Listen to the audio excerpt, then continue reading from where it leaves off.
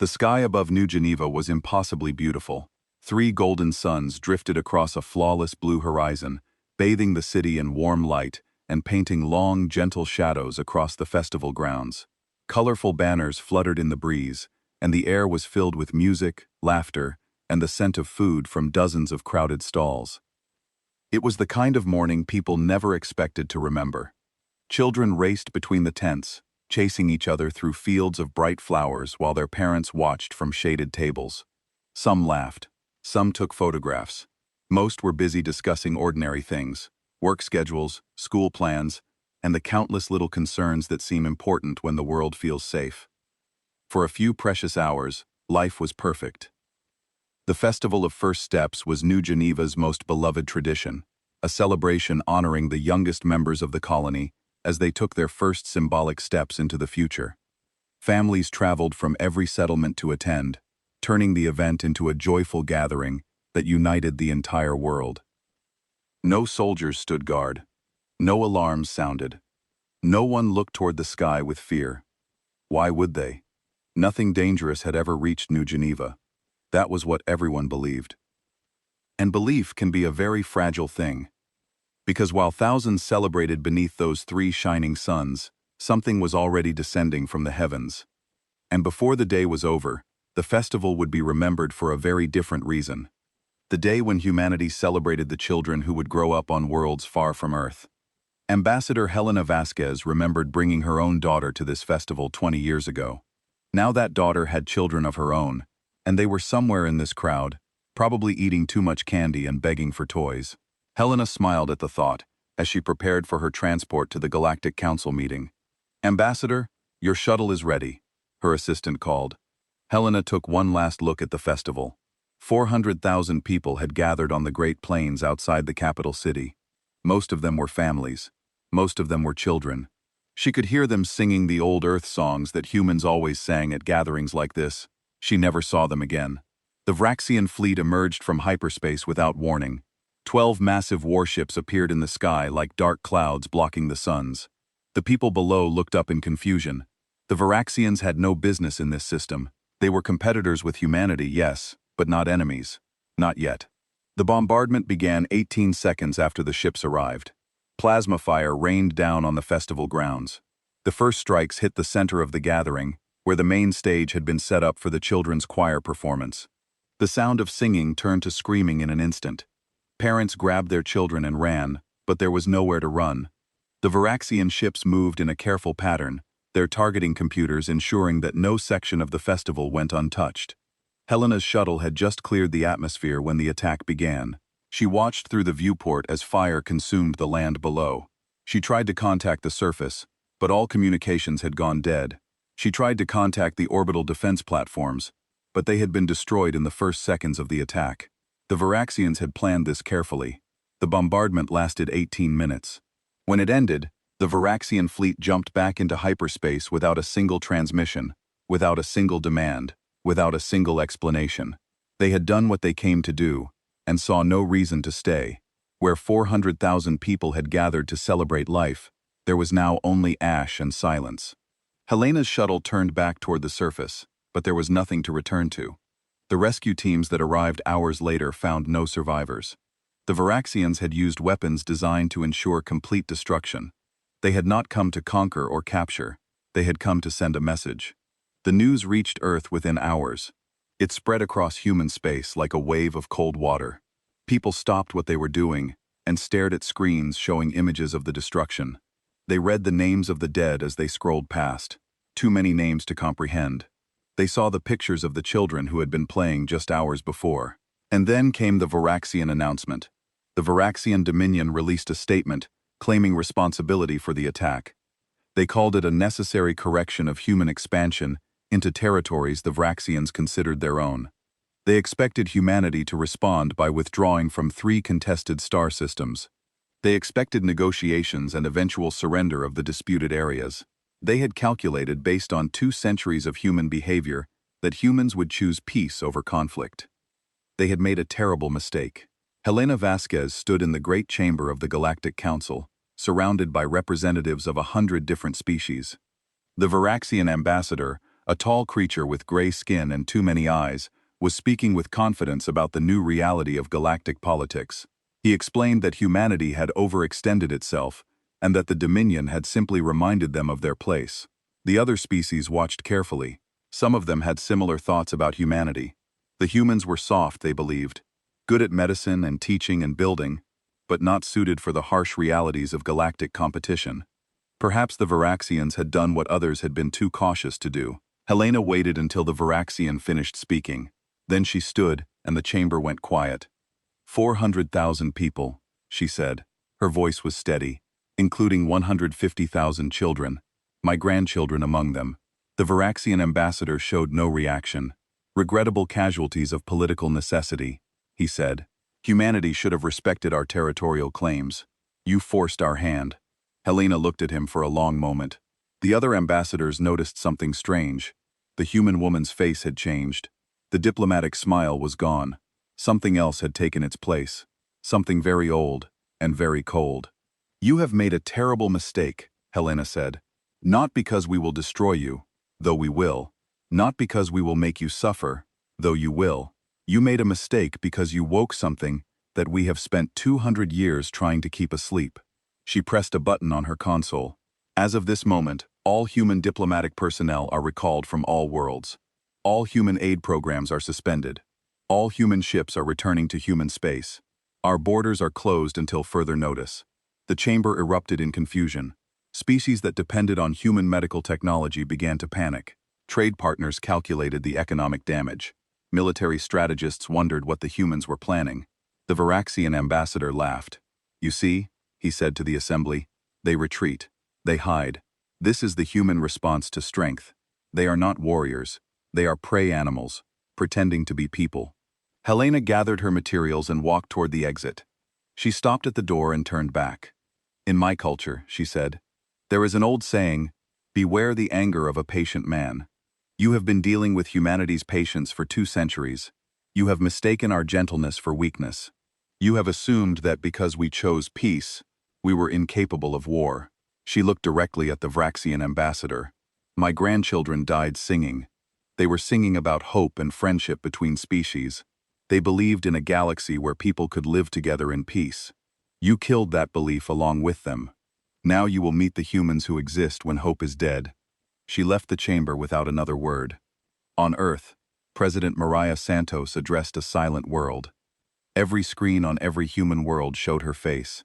Behind her stood military commanders who had not worn their uniforms in decades. Their eyes were hard. Today we activate Protocol Prometheus. The president said this protocol was established by our founders when humanity first reached for the stars. They hoped it would never be needed. They prepared for the day when it would be. Across human space, things began to change. Mining facilities on remote moons opened to reveal shipyards that had been building warships in secret for 200 years.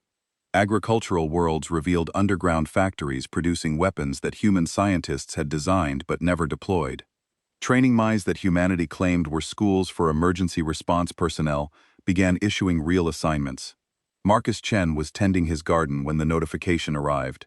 He was 73 years old and had spent the last 30 years growing vegetables on a quiet farming world. His neighbors knew him as a gentle man who gave away most of his harvest to families who needed it. His grandchildren thought of him as the grandfather who told silly jokes and made the best dumplings in the colony. They did not know that Marcus Chen had once been Fleet Admiral Chen, commander of humanity's secret military forces. They did not know that his farming world sat above one of the largest hidden shipyards in human space. They did not know that the man who spent his mornings pulling weeds had spent his nights running war simulations against every major power in the galaxy. Marcus read the notification twice. Then he went inside and opened a closet that had been locked for 30 years. His old uniform hung there, perfectly preserved. His rank insignia had been updated remotely as the protocols required. He was still Fleet Admiral. He had always been Fleet Admiral. His granddaughter Sarah found him standing in front of the mirror wearing the uniform. She had never seen him look like this. The gentle farmer was gone. The man in the mirror had eyes that had seen terrible things, and was prepared to see terrible things again. "Grandfather," she said, "what is happening?" Marcus turned to her. Sarah was 25 years old and had trained her whole life for this moment without knowing it.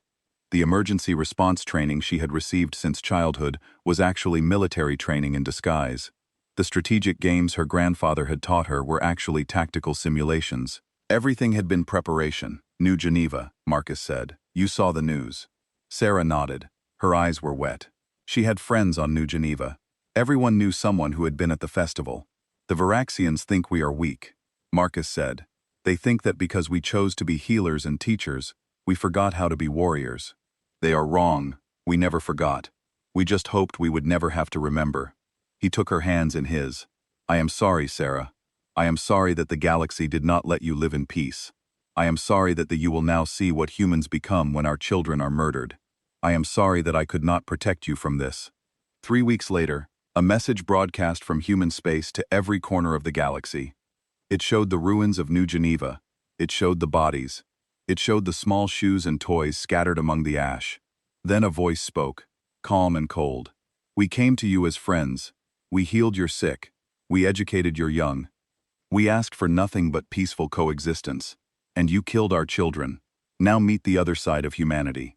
The first human fleet emerged from hyperspace at the edge of Rexian territory. A Galactic Council observer who witnessed the emergence sent a frantic message home. His hands shook as he typed. They have been building ships for 2 centuries. They have more firepower than the Vrayans have ever seen. They are coming, and there is nothing in the galaxy that can stop them. We thought we knew humanity. We were wrong. The species we knew is gone. Something else is wearing their face now, and it is angry. The stars themselves seem to dim as the human fleet advance. The war had begun. 3 weeks of silence followed the withdrawal of humanity from galactic affairs. The Vraxian Dominion celebrated what they called a great victory. Their news channels showed images of empty human embassies and abandoned aid stations. They told their people that the soft humans had run away, just as predicted. The galaxy would soon forget the incident at New Geneva, and the natural order would be restored. The Vraxian High Commander, a decorated warrior named Korvox, addressed his military council with confidence. The humans have proven what we always suspected. He said they are a species of merchants and doctors, not fighters. Their threats were empty noise. Within a year, they will return to the negotiating table, ready to give us everything we demanded. His intelligence officers agreed. Every analysis said the same thing. Humans had no significant military capability. Their ships were designed for transport and exploration, not war. Their population was spread across hundreds of worlds, making coordination impossible. The Vrayans had calculated every variable and found nothing to fear. They had calculated wrong. Deep within human space, something ancient was waking up. On every human world, people who had lived quiet lives were receiving messages that changed everything. Teachers, farmers, engineers, and shopkeepers opened old files and remembered old training. They had always known this day might come. Their parents had told them. Their grandparents had warned them. Now the preparation was over, and the real work would begin. Fleet Admiral Marcus Chen stood in the command center of the battleship Prometheus, named for the protocol that had brought it out of hiding. The ship was one of 3,000 that had emerged from secret construction facilities across human space. 3,000 warships built over 2 centuries, maintained by skeleton crews who had sworn oaths of secrecy, equipped with weapons that had never been tested in actual combat. Until now. Admiral, all fleet elements report ready, his executive officer announced. Awaiting your orders. Marcus looked at the tactical display. The first wave would consist of 500 ships, more than enough to overwhelm the Vaxian border defenses. The remaining fleets would follow in sequence, each wave larger than the last. The Varaxians were expecting negotiators. They would receive something very different. His granddaughter Sarah stood at the communication station. She had graduated from basic officer training just 2 weeks ago, part of the accelerated program that was turning millions of civilians into soldiers. Her hands were steady on the controls, but Marcus could see the fear behind her eyes. Good fear kept soldiers alive. It was the ones who felt nothing that worried him. Sarah, he said, open a channel to all ships. She nodded and activated the fleet-wide broadcast. Every human in the combined fleet heard what came next. 200 years ago, our ancestors left Earth and found a galaxy full of wonders and dangers. They could have become conquerors like so many species before them. They chose instead to become builders. They created a civilization based on healing and teaching and peaceful cooperation. They believed that if humans showed the galaxy kindness, the galaxy would show kindness in return. Marcus paused, letting the silence speak for itself. 3 weeks ago, the Varaxian Dominion killed 400,000 of our people, including 150,000 children, because they believed our kindness was weakness. They believed that centuries of peace had made us forget how to fight. They were wrong. He stood straighter, his voice hardening. Humanity did not forget. We never forgot. We simply hoped we would never need to remember. That hope died on New Geneva, along with our children. Today we stop hoping. Today we remember. Today the galaxy learns what humanity becomes when our children are murdered. The channel closed. The fleet began to move. On the Vraxian border world of Korbath Prime, Defense Commander Thrax was reviewing routine reports when his sensors screamed warnings. He stared at the display, certain there must be an error. 500 contacts had appeared at the edge of the system. 500 ships, each larger than anything in the Vraxian fleet. That is impossible, he whispered. They have no military. His communications officer looked up with fear in his eyes. Commander, we are receiving a transmission from the human fleet. On screen, a human face appeared. It was a woman, young, but with eyes that seemed much older. She wore a military uniform that Thrax had never seen before, decorated with symbols that meant nothing to him. This is Lieutenant Sarah Chen of the United Human Fleet, the woman said. You have 1 hour to evacuate all military personnel from the system. Any ships that remain after that time will be destroyed. Any ships that surrender will be treated according to galactic conventions. You have 1 hour. I suggest you use it wisely. The transmission ended. Thrax stood frozen for a moment, then began shouting orders. His fleet of 40 ships was already launching, preparing to defend the system. 40 against 500. Even Thrax knew those odds were hopeless. He sent a desperate message to the Vraxian High Command. Human fleet has entered Korvath system. Request immediate reinforcement. This is not a raid. This is an invasion. The response from High Command came 20 minutes later. Hold position. Reinforcements en route. The humans are bluffing. They have no capability for sustained combat. Thrax watched his tactical display as the human fleet advanced. They moved with perfect coordination, each ship maintaining exact distance from its neighbors. This was not the movement of inexperienced crews. This was the movement of forces that had trained for decades. When the hour expired, Thrax gave the order to attack. His 40 ships charged toward the human line, weapons blazing. The humans did not respond at first. They simply absorbed the incoming fire with shields that glowed bright blue, but did not fail. Then they returned fire. The battle lasted 12 minutes. 12 minutes to destroy 38 Braxian warships. 2 ships had surrendered and were taken intact. Thrax himself died on the bridge of his flagship, still trying to understand how everything had gone so wrong. News of the Korvath defeat reached the Vraxian homeworld within hours. High Commander Korvax dismissed it as an ambush, a lucky strike against an unprepared garrison. He ordered the main battle fleet to assemble and crush the human invaders. He did not know that similar battles were happening on every border world. He did not know that human fleets were emerging at dozens of points along Varaxian space. He did not know that the species he had dismissed as weak was systematically dismantling his empire's defenses, like a surgeon removing a tumor. On Earth, President Santos monitored the campaign from the Global Command Center. Casualty reports scrolled across her screens. Human losses were minimal. Vraxian losses were catastrophic. The war was proceeding exactly as the simulations had predicted. A message arrived from Ambassador Helena Vasquez, who had rejoined the Galactic Council to observe their reactions. The other species are terrified, Helena wrote. They had no idea. None of them had any idea. The Solari ambassador told me they always suspected. But even they are shocked by the scale. The question everyone is asking is the same. What else have the humans been hiding? The answer to that question arrived at the Vraxian homeworld 3 weeks into the campaign. A single human ship appeared in orbit around Vraxia Prime, but it was not like the warships that had devastated the border fleets. This ship was enormous, larger than any station the Vraxians had ever built. It hung in the sky like a moon that had wandered too close.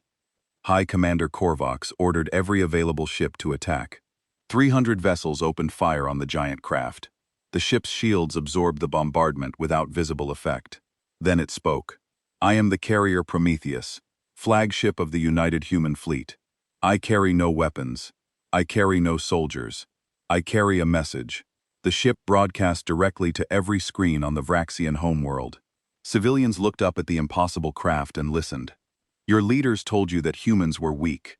Your leaders told you that attacking New Geneva was a political necessity.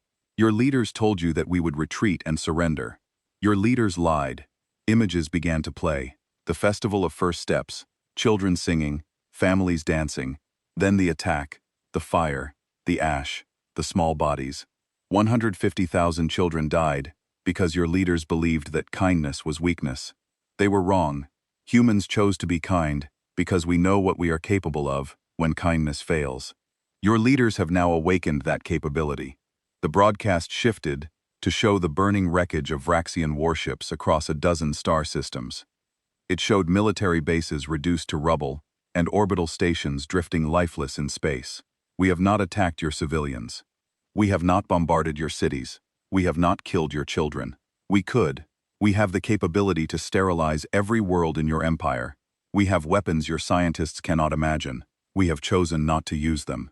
The carrier Prometheus began to withdraw. This is not mercy. This is a demonstration. We want you to understand exactly what we could do and exactly what we are choosing not to do. Your leaders made war on our children. We are making war on your military. See the difference. Remember the difference. Tell your leaders to remember the difference when they decide whether to continue fighting or to surrender. The giant ship jumped into hyperspace and vanished. On the surface, Vraxian citizens stood in the streets, staring at the empty sky. They had believed their leaders. They had celebrated the attack on New Geneva. Now they understood the truth. They had not attacked a weak species. They had attacked a sleeping giant and had only just begun to feel its anger. High Commander Korvax received reports from every front, defeat after defeat. His entire border defense network destroyed in less than a month. Supply lines cut, communications disrupted. The humans were not just winning. They were winning with such precision that it seemed almost scripted. How? He demanded of his intelligence officers. How do they know exactly where to strike? How do they predict our every movement? The answer came from an analyst who had been studying human culture for decades. They have been running war simulations against us for 200 years, she said. Every trade negotiation, every diplomatic exchange, every cultural program was also an intelligence operation. They know everything about us. Our tactics, our strategies, our weaknesses. They have planned for this war since the day they entered the galaxy. Korv stared at her. Then why did they not attack first? If they had this power, why did they wait? The analyst shook her head. Because they did not want to use it. They truly wanted peace. They hoped we would never give them a reason to fight. But we did. We killed their children. And now they will not stop until they have made absolutely certain that it can never happen again. Outside the windows, the Vraxian sun was setting. Somewhere beyond that sunset, human fleets were advancing, and there was nothing the Vrayans could do to stop them. 6 months after the attack on New Geneva, the Vraxian dominion was broken. Their once proud military had been reduced to scattered remnants hiding in asteroid fields and abandoned stations. Their economy had collapsed as human forces cut every supply line and trade route. Their government was fragmenting as regional governors blamed each other for the disaster. High Commander Korvax sat in his bunker beneath the capital city of Rexia Prime, staring at reports that seemed more like nightmares than military documents. Every offensive had failed. Every defensive line had crumbled. The humans seemed to know exactly where to strike and exactly when to strike. They fought with a cold efficiency that Korvax had never seen in any species, and yet they had not killed civilians. Not one bombardment of a population center. Not one attack on a hospital or school. They destroyed military targets with surgical precision and left everything else untouched. This terrified Korvax more than anything else. An enemy seeking revenge would burn everything. An enemy with this kind of control was planning something much worse than destruction. The human fleet had surrounded Vraya Prime, but had not attacked. They simply waited, blocking all traffic in and out of the system. The Vraxian homeworld was under siege, but it was a siege without violence. The humans were letting the Vraxians destroy themselves. In the capital city, riots had broken out. Citizens who had once celebrated the attack on New Geneva now demanded the heads of the leaders who had ordered it. Statues of Korvax were torn down and burned. Moderate politicians who had opposed the attack were suddenly popular. Hardliners who had championed it were hiding or dead. Admiral Marcus Chen watched the chaos from the bridge of his flagship. Sarah stood beside him, monitoring communications from the surface. The Varaxian news channels were showing footage of government buildings on fire, set ablaze by their own people. "They are tearing themselves apart," Sarah said. "Should we intervene?" Marcus shook his head. "This is not our war to fight. The Varaxians who ordered the attack on New Geneva must answer to their own people. If we occupy their world, we become conquerors. If we let them find their own justice, we remain liberators." Sarah frowned. "Is there a difference?" "There is always a difference. Conquerors are hated. Liberators are remembered." Marcus turned to face her. "We did not start this war to rule the Vraxians. We started it to ensure they could never harm our children again. That goal is almost complete." A communication request arrived from the Vraxian surface. Marcus nodded and Sarah opened the channel. A Varaxian face appeared on screen. This was not a military commander or government official. It was an older female with tired eyes and gray skin marked by scars of age. She wore simple civilian clothing. "I am Elder Threnx," she said. "I speak for the coalition of moderate voices. We have taken control of the civilian government after the military council's collapse. High Commander Korvax is in custody, along with the other architects of the New Geneva attack. We wish to negotiate a surrender." Marcus studied her face. The coalition of moderate voices had been a minor political faction before the war. They had publicly opposed the attack on New Geneva and had been ignored. Now they were the only legitimate authority left on Vrea Prime. "What terms do you propose?" Marcus asked. Elder Threnx bowed her head. "We propose unconditional surrender. We ask only for mercy, for our civilians who did not order the attack and did not want the war. We offer the war criminals for whatever justice you require. We offer full access to our military records so you can confirm the destruction of all weapons. We offer everything we have. We have nothing left to bargain with." The bridge was silent. Officers who had lost friends and family at New Geneva watched the screen with hard eyes. Some wanted vengeance. Some wanted the Vraxians to suffer as they had suffered. The desire was understandable. Marcus took a long breath. "Elder Threnx, humanity accepts your surrender. We will not occupy your world. We will not harm your civilians. We will not demand reparations that would destroy your economy. But we will require 3 things." The elder waited, her expression guarded. "First, the individuals who planned and ordered the attack on New Geneva will stand trial before an interspecies tribunal. This trial will be public. Every species in the galaxy will see the evidence of what was done and why." Then nodded. "This is fair. Second, your military will be dismantled completely. You will retain only defensive forces sufficient to protect your homeworld from pirates and natural disasters. You will have no capability to project force beyond your own system for at least 1 generation." Thanks went, but nodded again. "This is harsh but understandable. Third, you will participate in a cultural exchange program with humanity. Your young people will learn our history. Our young people will learn yours. We will work together to ensure that both our species understand how this war began and why it must never happen again." The elder looked confused. "You want us to teach your children?" "I want our children to know you as people, not as monsters. And I want your children to know us as people, not as conquerors. The greatest protection against future wars is understanding. We will build that understanding together, or we will wait for your grandchildren to make the same mistakes your leaders made." Thrix stared at him for a long moment. Then she began to weep. "We expected destruction," she said. "We expected our cities to burn and our people to die. We expected you to be like us, only stronger. But you are not like us at all, are you?" Marcus shook his head. "We are exactly like you. That is what frightens us. Humans have committed atrocities throughout our history. We have burned cities and murdered children and destroyed civilizations. We know exactly what we are capable of because we have done it before. We built a peaceful civilization not because we are naturally peaceful, but because we chose to be better than our history. You killed our children, and for a moment, we almost forgot that choice. We almost became what you expected us to become." He paused, his voice heavy with exhaustion. "We chose not to. We chose restraint. We chose precision. We chose to destroy your military and spare your civilians. Not because you deserve mercy, but because we could not afford to become the kind of species that kills children in revenge for killed children." That path has no end. We found the end of it once long ago, and we will not walk it again. The surrender was formalized 3 days later. Human forces landed on Vareya Prime, but they did not march through the streets as conquerors. They set up medical stations and food distribution centers.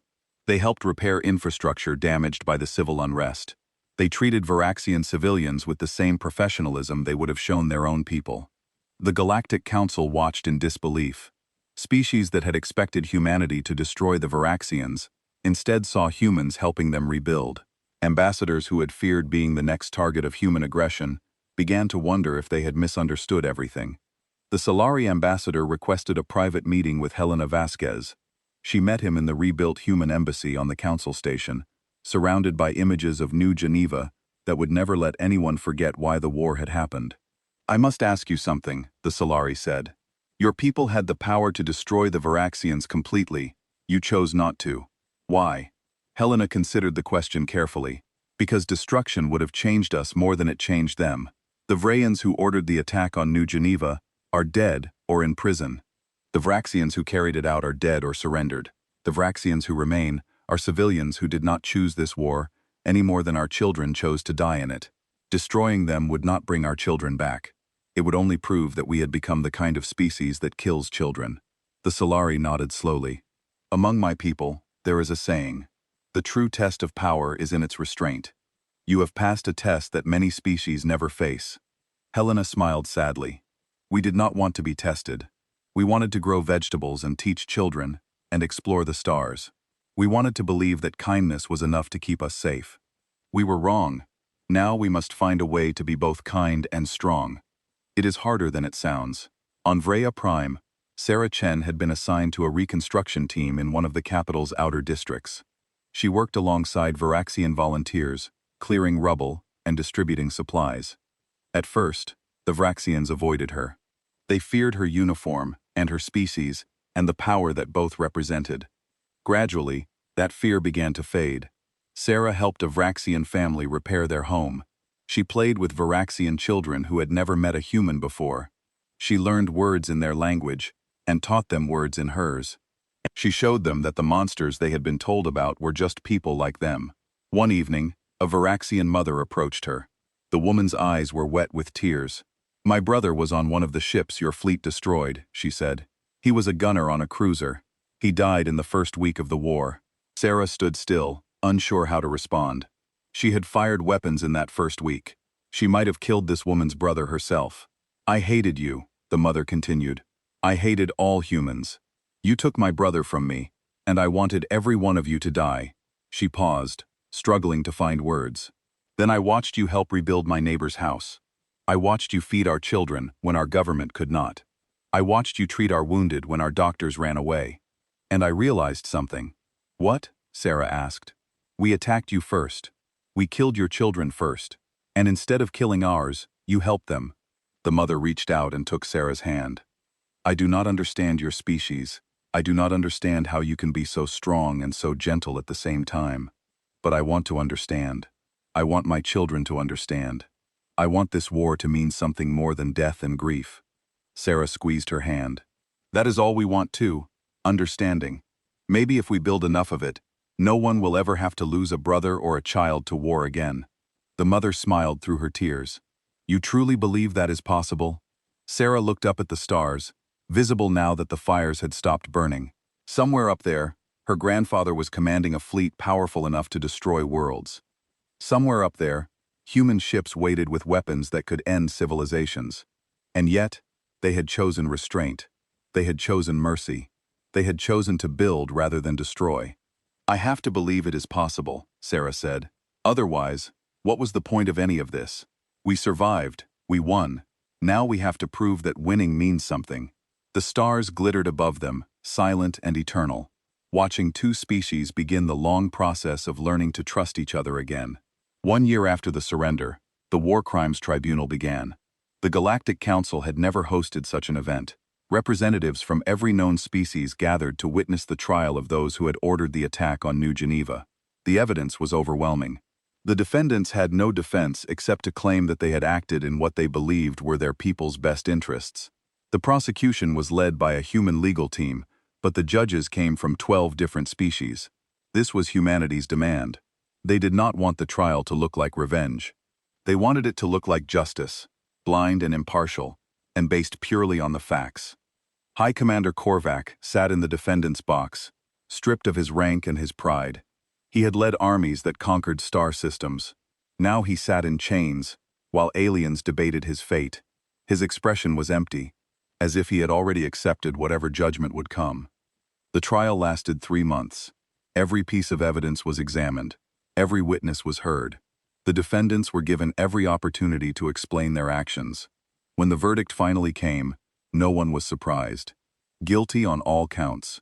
Crimes against sentient beings, deliberate targeting of civilians, mass murder of children.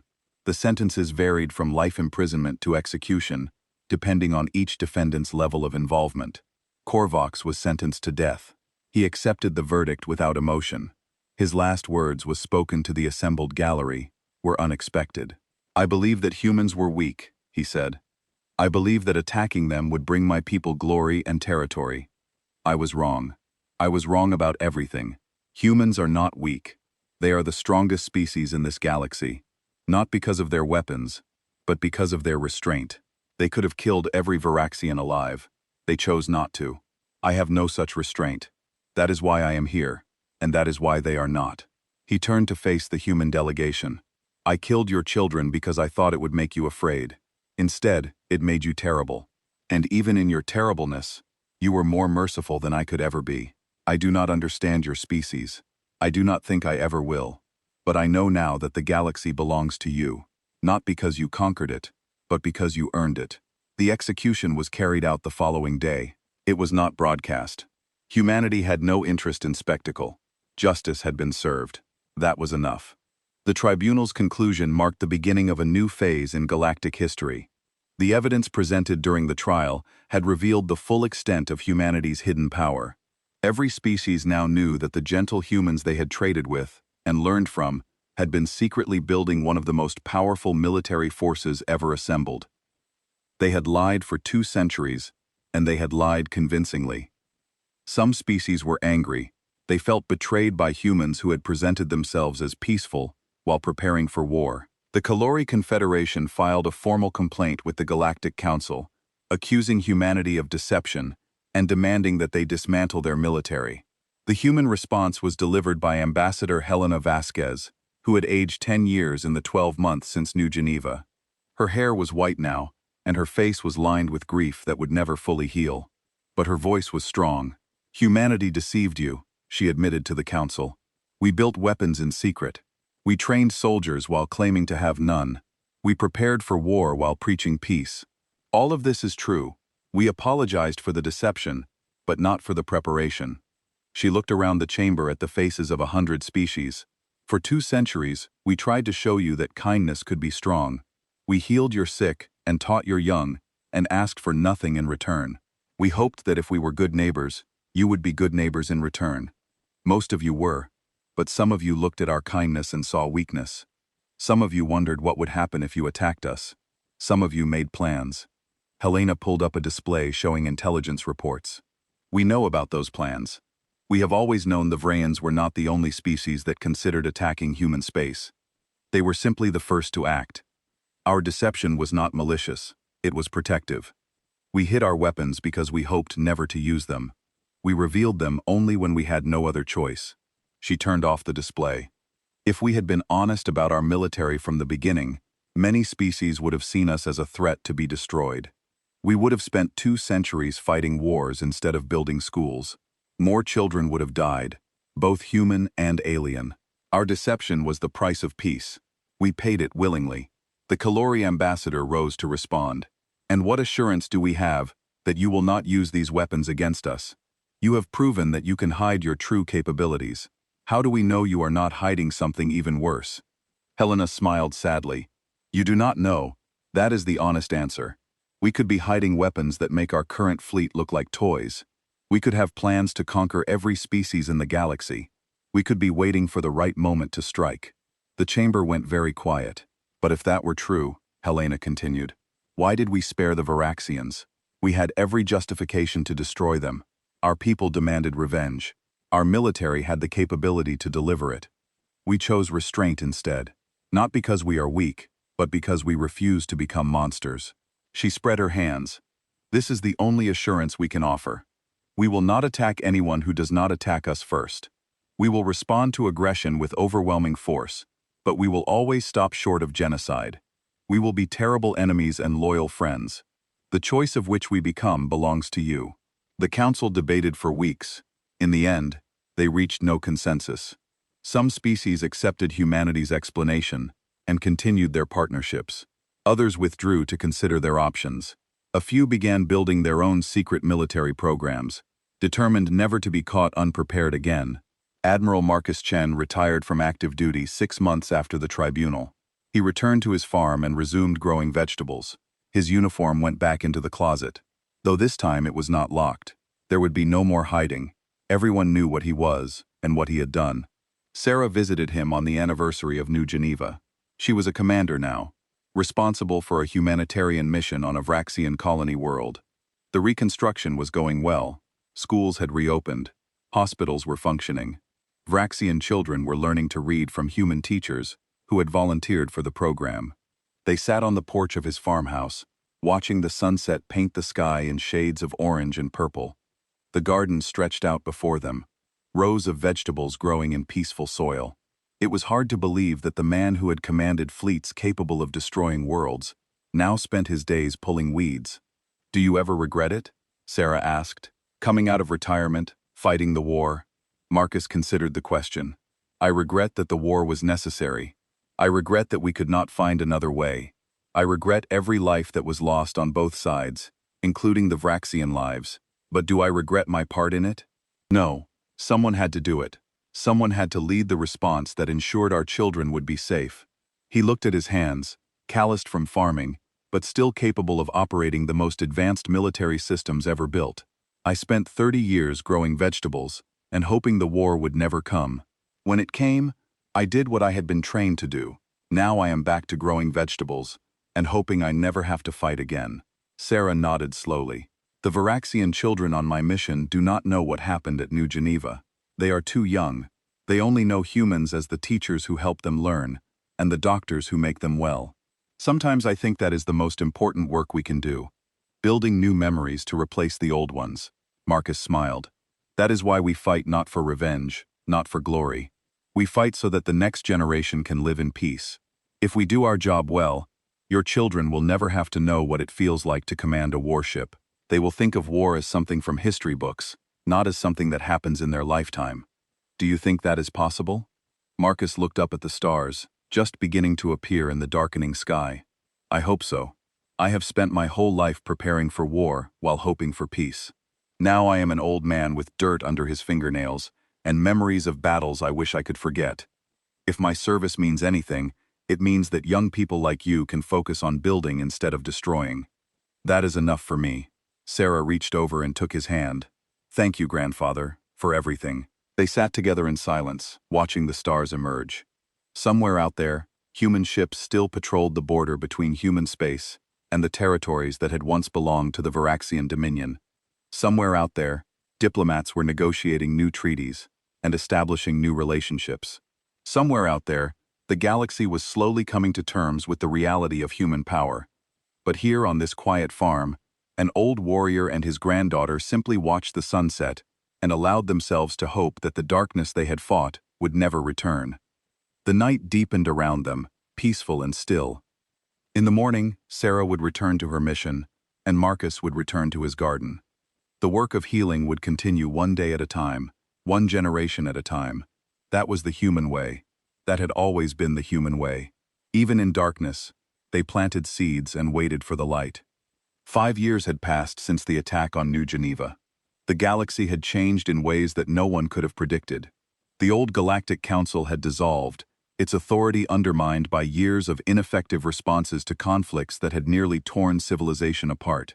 In its place rose the Galactic Union, a new organization built on principles that humanity had insisted upon. The Union's headquarters orbited a neutral world, chosen specifically because no species had ever claimed it. The station was massive, large enough to house representatives from every known civilization. At its center stood a memorial that every visitor was required to pass.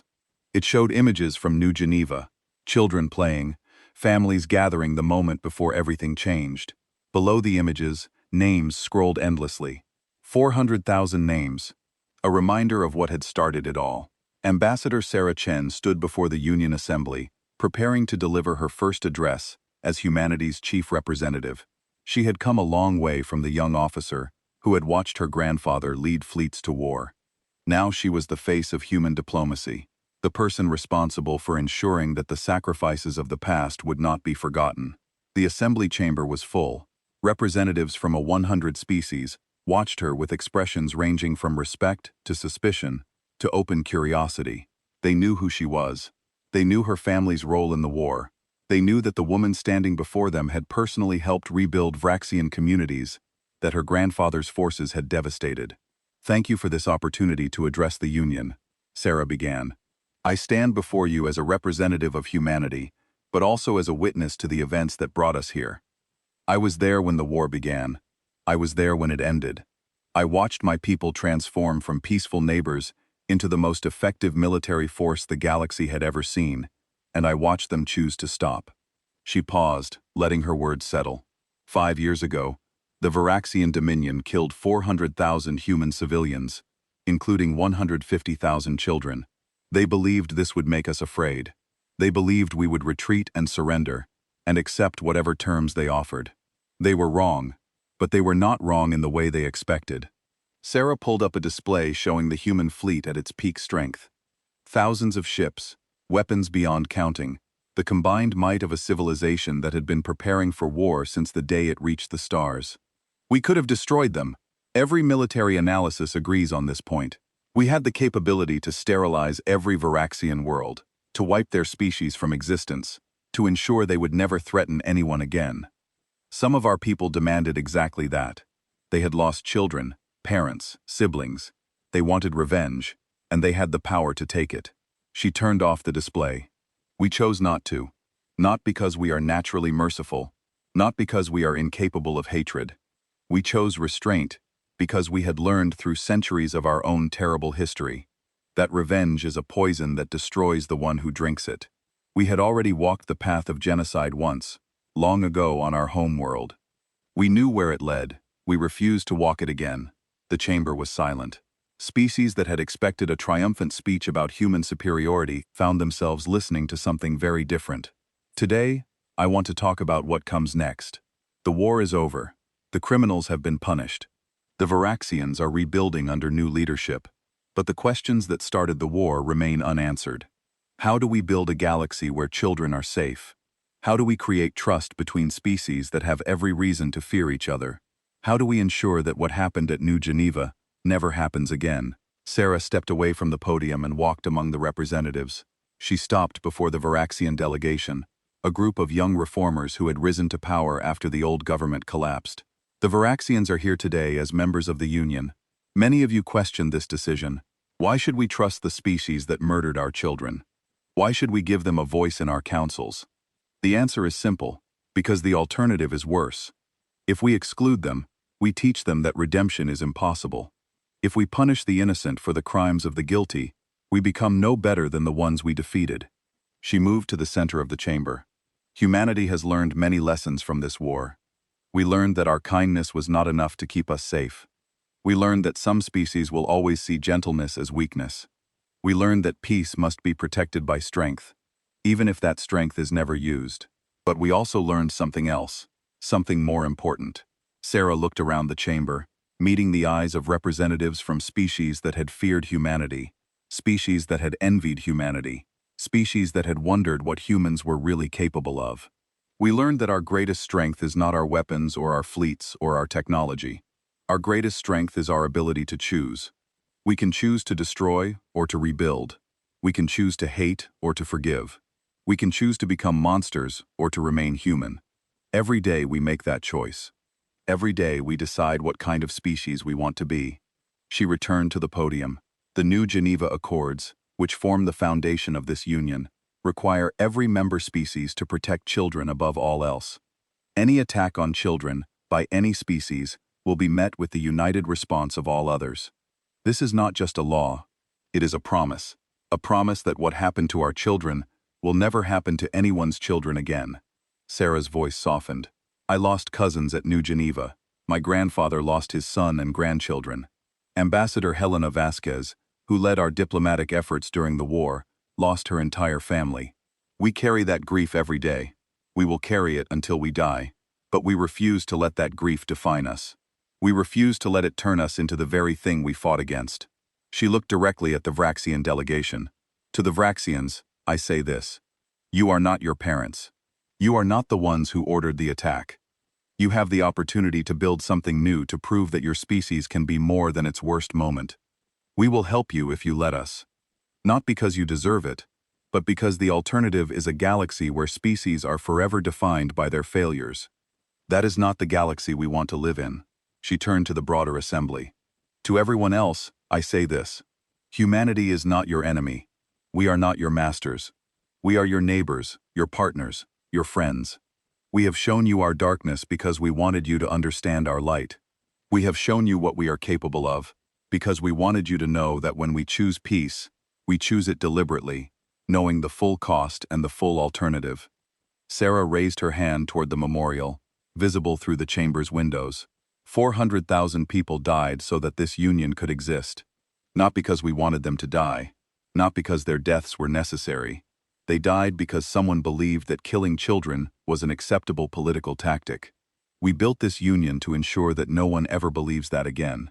We built it on the graves of our children. And we will defend it with everything we have. She lowered her hand. But we will not defend it with hatred. We will not defend it with revenge. We will defend it with justice, with compassion, and with the unyielding determination to be better than our worst instincts. That is what humanity offers the galaxy. Not our strength, not our technology, our choice, our daily, deliberate, difficult choice to be kind in a universe that does not reward kindness. Sarah took a deep breath. We showed you our darkness so you would understand our light. The darkness is always there. It will always be there. But the light is a choice. Every species in this chamber has the same choice.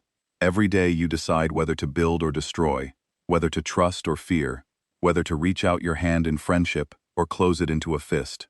She smiled, and for a moment, she looked like the young officer she had once been, full of hope despite everything she had seen. Choose wisely, choose kindness, choose trust. Choose to build a galaxy where children can grow up without fear. That is what our children would have wanted. That is what they were singing about on the day they died. They believed in a galaxy where species could live together in peace. Let us build that galaxy in their memory. Sarah stepped back from the podium. The chamber was silent for a long moment. Then slowly, the representatives began to stand.